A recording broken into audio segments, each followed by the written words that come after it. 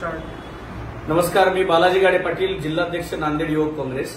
आज भोकरमध्ये ज्या विकास कामांच्या नावाखाली जनतेचा पैसा उडवला जातोय आणि काँग्रेस पक्षाच्या काही माझ्या सहकारी पदाधिकाऱ्यांनी या निधी वाटपाच्या नावाखाली जो पैसा उडवला जातोय त्याला विरोध केल्यावरती आज भोकरला छावणीचं स्वरूप प्राप्त झालेलं आहे आणि काँग्रेस पक्षाच्या अनेक पदाधिकाऱ्यांना, त्यामध्ये बाळासाहेब राऊंगावकर असतील, सुभाषराव किनाळकर असतील, अशा अनेक लोकांना, गोविंद पाटील गोड असतील, यांना नजरकैदेमध्ये टाकून पोलिसी बळाचा वापर, सरकारचा गैरवापर करून, पोलिसांचा गैरवापर करून विरोधी पक्षातील लोकांना घाबरवण्याचं काम चाललेलं आहे।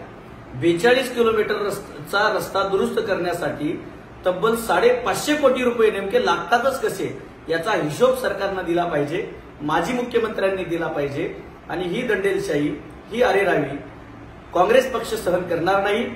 भारतीय जनता पक्षाच्या आणि माजी मुख्यमंत्र्यांच्या दादागिरीला काँग्रेस पक्ष घाबरणार नाही।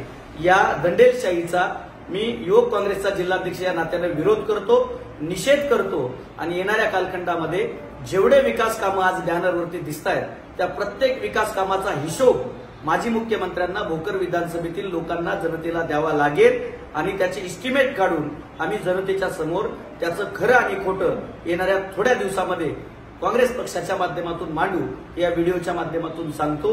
आणि पोलिसी खाक्या वापरून नजरकैदेत काँग्रेस पक्षाला टाकलं त्याबद्दल भारतीय जनता पक्षाचा आणि माजी मुख्यमंत्र्यांचा जाहीररित्या निषेध करतो। धन्यवाद।